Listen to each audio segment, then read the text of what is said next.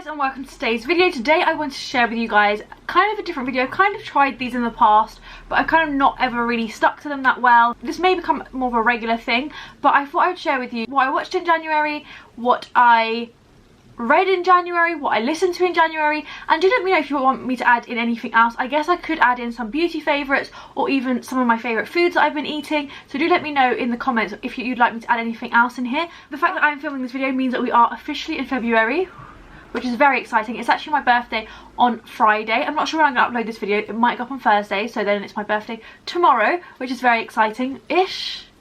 I mean, I'm getting very close to 30, which I'm okay with. Had an okay month, as okay as January can be, especially in lockdown, but I hope you guys did too. I know it's a very tough time, especially if you're here in the UK, but actually most of the world is having a tough time at the moment, unfortunately. But I really hope you guys have been keeping well, and January hasn't been too bad. I do feel like there is light at the end of the tunnel-ish. Vaccines are going okay in the UK. A lot of people I know have been vaccinated, which is very exciting. I mean, I'm just excited that the days are going to start getting longer. I feel like they are actually getting longer already. Obviously they are, but I feel like it's already starting to be noticeable even at the beginning of Feb. So towards the end of Feb, I think the days will be significantly longer. And I was going through my photos, and in March, which is next month, which is so exciting, last year I was already able to like sit in the sun and read for a little bit, so I've really got my fingers crossed that next month it will be slightly warmer, because it has been cold in the UK. I have got my phone with me. Do you know what my new cover actually is? This is from Pop Socket, and then the case was gifted to me by Caseify, but I really love it. I think it's really cute. I have got my phone because I'm going to look at my IMDb. I've mentioned this before. Everything I watch I rate on my IMDb.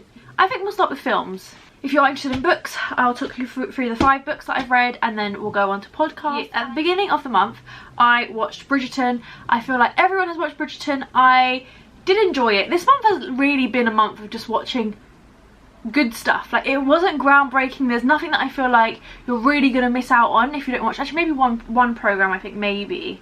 Generally, it's been a very 8 out of 10 month, which is my, like, I really enjoyed this, but it's not going to change your life rating. So yeah, I watched Bridgeton, really enjoyed it. I know a lot of people have said that they think people only really enjoyed it because of the sex, and I don't really think that's true for me. There's not that many episodes, so I would highly recommend watching that if you haven't seen it, but I feel like everyone has seen that, so it's not that interesting. Then I watched something called Virgin River, which I think is relatively popular. It's on Netflix, and I loved Hart of Dixie when that first came out. Weirdly, Virgin River is identical to Hart of Dixie. Not quite, but almost. But I really enjoyed it. It's based, I believe, my guess is in the South. It's in America. I watched 3 series this month, which were like super American in my opinion, and this was the first one that kind of started that off. And it's about a doctor who moves to a nurse that moves to a small town to become the nurse there, because the doctor needs a bit of help. Now, if you have watched Hart of Dixie and that sounds very similar, it's because it is ridiculously similar. The doctor in Hart of Dixie is exactly the same doctor that is in Virgin River. It blew my mind. Like, the guy must have been getting deja vu, they were so similar. But I still really enjoyed it. If you like Hart of Dixie, I really think you'd enjoy it. And even if you haven't seen Hart of Dixie, I'd recommend it, but it is only on the US Netflix. You may be able to use a VPN around that, but I'll leave you guys to work that out. I really enjoyed it. I'd highly recommend. I would definitely watch season 3. Bear in mind, we're in lockdown. I watched a lot of stuff this month. Then I moved on to something called Sweet Magnolia. Again, really quite similar. It's about 3 friends, and they open up a spa, and it kind of follows that. Of course, it's got kind of like love stories intertwined, as does Virgin River, as does basically everything I watch. But again, really enjoyed Sweet Magnolias, and if you enjoyed Virgin River, you'd enjoy Sweet Magnolia, and vice versa in my opinion. Then I watched something called Chesapeake Shores, which again, very similar. I think it might be slightly older. It's actually got slightly better ratings than the other 2, but personally I didn't enjoy them as much. I think maybe it was filmed earlier and that was kind of noticeable. I'm not sure why, I didn't like it as much, but Chesapeake Shore kind of has more of a music element intertwined with it. So if that sounds more like a cup of tea, then maybe go for Chesapeake Shore first. Rated all 3 of those 8 out of 10. It's not going to change your life, but if you really just want something easy to watch, which is what I needed this month, I'd highly recommend that. Then I watched Stylish with Jenna Lyons. This was quite hard to find online. I had to like really dig. Just bear that in mind if you do want to watch this. It's not on Netflix, it's not on Amazon Prime, like, it's just nowhere basically. It's an HBO Max. Actually got another HBO Max to talk about in a second. But I really enjoyed it. And Jenna Lyons, if you haven't heard of her, she used to be, oh my god, I can't remember now. She used to be the creative director, or the head of. She used to be the creative director, designer and president of J. Crew, and she really built up that brand, and she's left J. Crew now. I think she left quite a few years ago, and so she's creating a different brand. Like, they get set challenges and they have to go out and accomplish those challenges, and she's looking for people to hire, is basically the concept. It's relatively short. I think I was watching like an episode a day for like 5 days or so. It talks about beauty, fashion and interior. I found it relatively interesting and relatively inspiring. It has got really poor reviews. It's only got a 6.4 out of 5, which usually I wouldn't even bother if the reviews were that low, but I think it's because some people think that these sort of subjects are quite trivial. I personally really enjoyed it.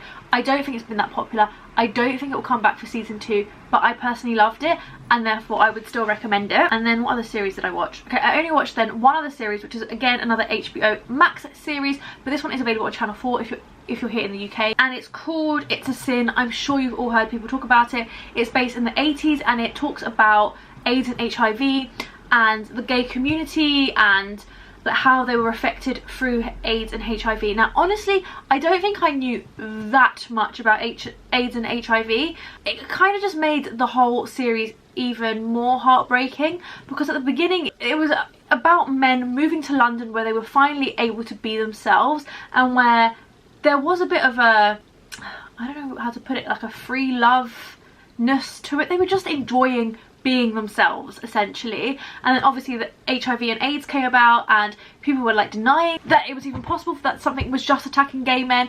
Honestly, like, I just hadn't thought about it enough. But of course if someone said, oh, there's a virus that's coming that's just killing gay men, you'd initially be like, how's that even possible? But it's not like super sciencey or anything like that, so you're not going to learn maybe that much about AIDS and HIV itself. Like, you don't really, I feel like it doesn't really talk about too heavily how it's actually affecting people's health.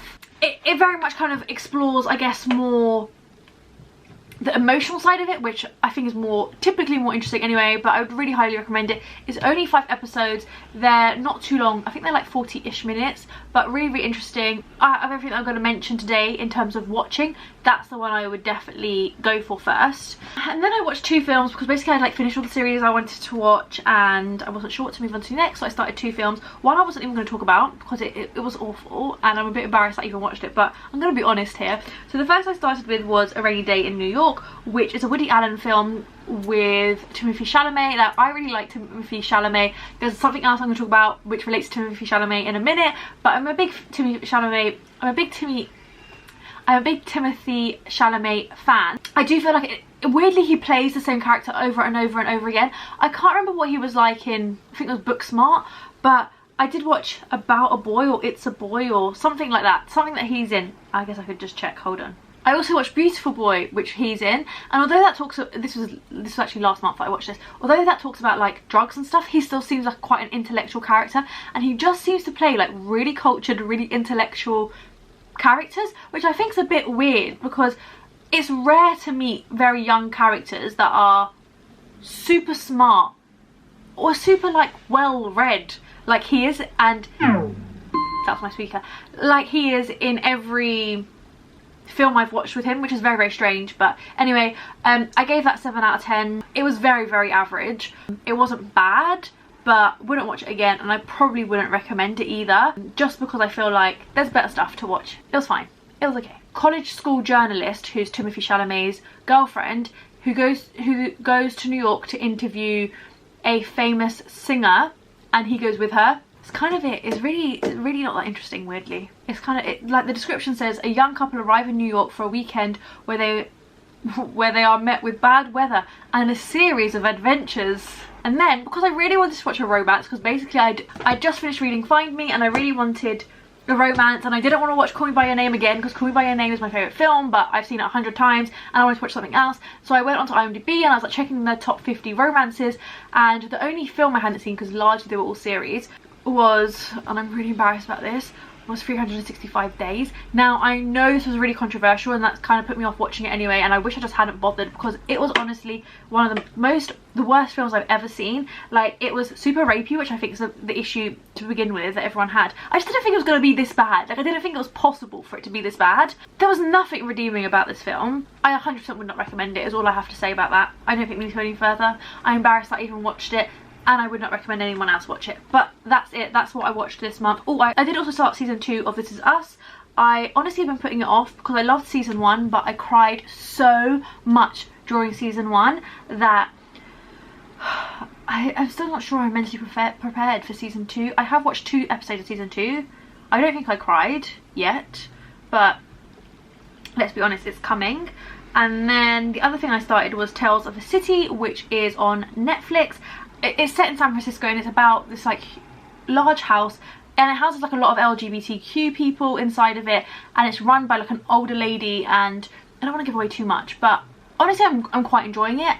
It's not overly gripping, but it's good enough. It's a good thing to put on whilst I'm like having my lunch by myself or putting my makeup on. I'll let you know at the beginning of March if I fell in love with it or if I still think it's a bit average, but it's been enjoyable. Then on to what I have read. Some of you may have seen I cleared out my bookshelf in a video recently. I will link that down below if you haven't seen it. And I put myself on a ban that I had to read 10 books before I bought any books.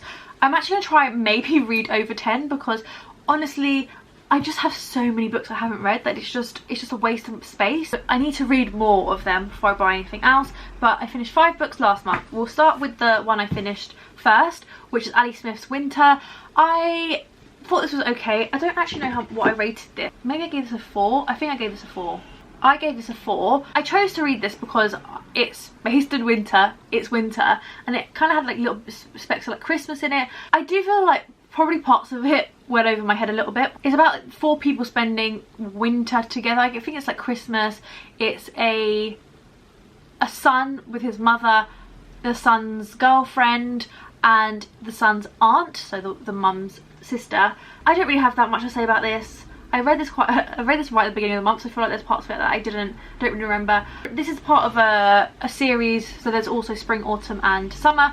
I would consider reading spring and so on and so forth, just because I like that idea, but really all over the place in terms of like time and stuff, and I feel like I just have to like let myself go with the flow, and then it became enjoyable, but not my favourite book. It was okay. And then I read Murakami's Norwegian Wood. This is the first Murakami book I've ever read. I'm tempted to read some more Murakami. I know some of them are more fantasy based and I don't love fantasy. I mean, I can probably deal with like if it's just implied that there's like ghosts and stuff, but I probably wouldn't like dragons and stuff. So I need to look into how fantasy Murakami gets. But this is set in the 1960s and it's very much, in my opinion, a story about a young man trying to find love and just find himself in life. It discusses a lot of music, obviously, as implied by the title, which is Norwegian Wood and a Beatles song. It doesn't start in the 1960s, it starts on a plane, I'm not sure when, and then it goes back to the 1960s. So it does kind of touch on different parts of his life, but largely it's set when he's in university. And the story is about, what's the character called? I can't even remember. Oh god, that's awful, isn't it? The story is about a young guy whose best friend dies and then he becomes friends with his girlfriend, and it kind of goes from that and other loves and just kind of like trying to find your way. Initially I was leaning towards the 4 stars, but towards the end I just fell in love with it. I think I cried and it was just really beautiful and sad but still hopeful, and I really enjoyed it. I would recommend this, and it was a great start in terms of reading Murakami. Then I read Expectations. On the back it says, if you wish normal people tackled female friendship, try Expectations. This is by Anna Hope. I kind of had the feeling I would because the quote on the back says, if you wish normal people had tackled female friendship, and I love normal people. This is about 3 women living in East London, or 3 women that live together in East London. It very much touches on different parts of their life, but I think what kind of draws all 3 together and probably how they became very close friends was because they lived together in East London in a flat. You get to hear about speckles of their childhood, but largely uni into their 30s, and there's such a huge change in that time period. I mean, this is quite a thin book, but it does cover a lot, and you get to explore so many key topics that you would typically explore with your friends anyway, like any friendship group would most likely experience. And that's why I think it's such a relatable book, and it's based in London, and it talks about like North London, so automatically, I mention this every video, if a book talks about North London, I feel it basically gets an extra half star automatically most of the time.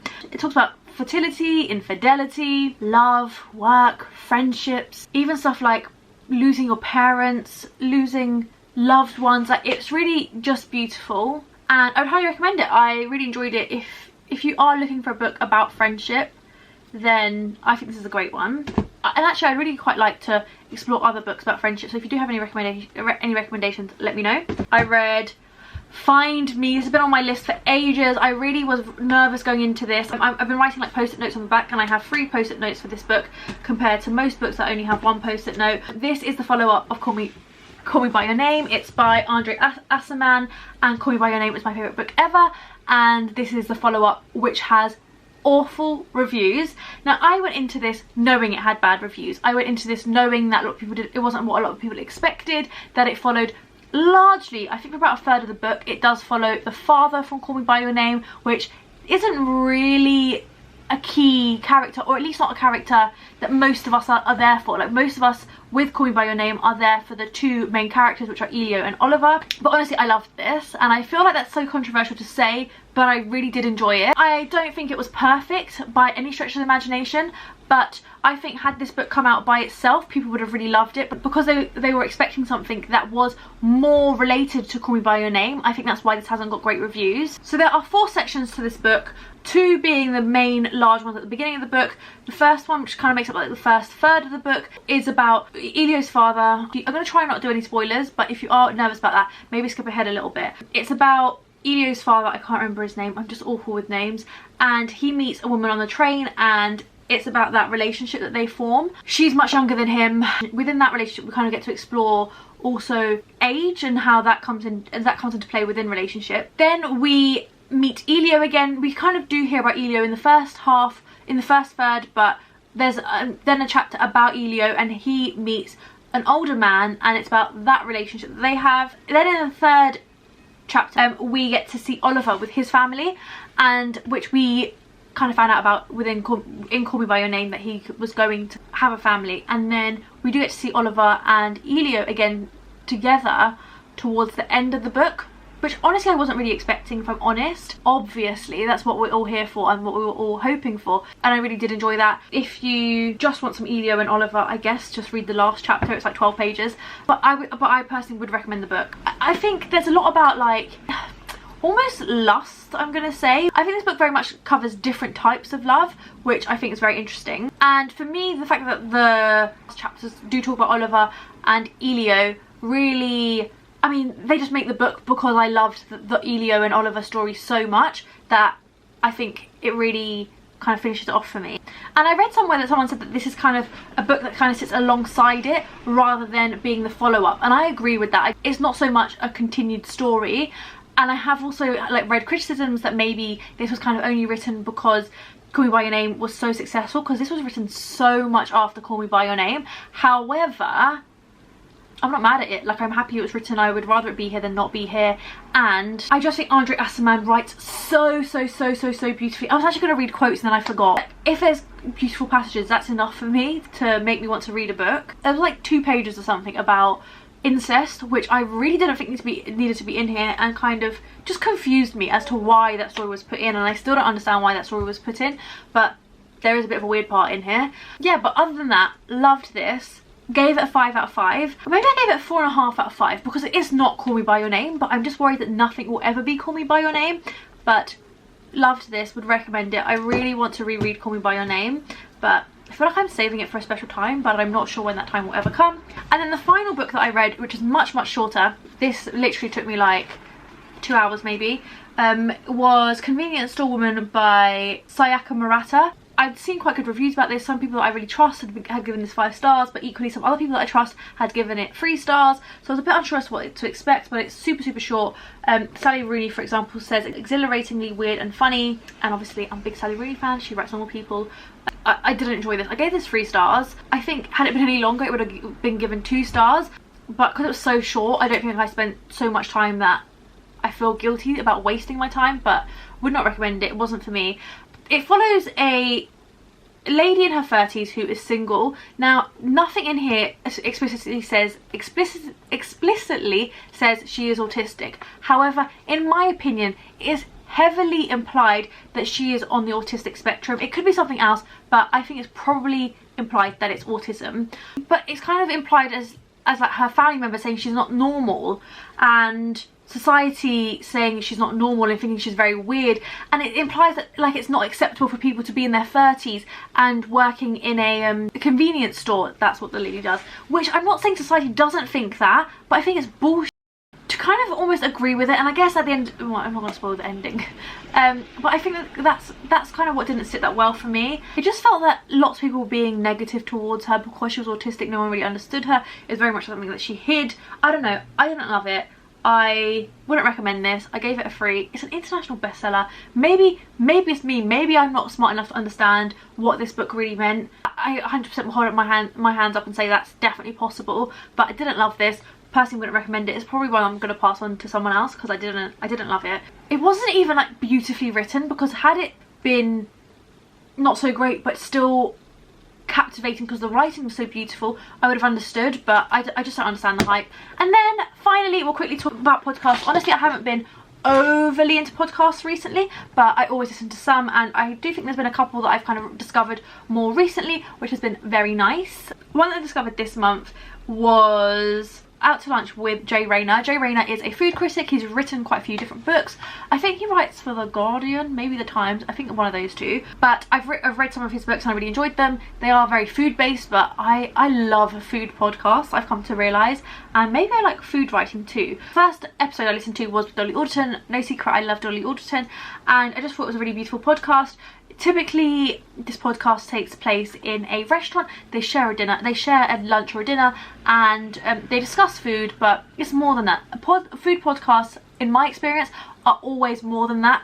The food kind of adds to the sharing and the opening up of the person, but it's always an interview, and that's why I just think food podcasts are just my favourites, because I think people really open up with them. Loved the Dolly Alderton one. I cried because they were talking about dementia, and it made me sad, like, because I automatically put myself in that person's position.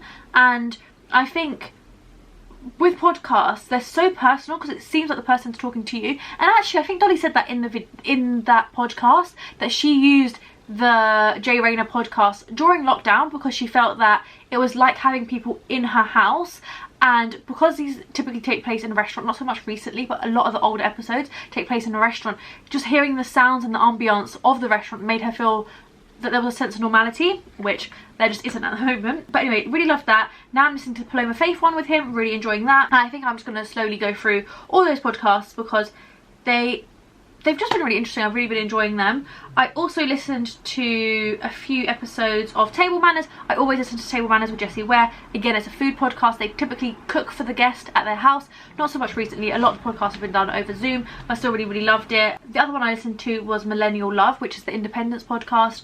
I haven't really covered too many of these, but there was one that's called Falling in Love in Your 30s with Camille, I can't remember her surname, with Camille Sharer.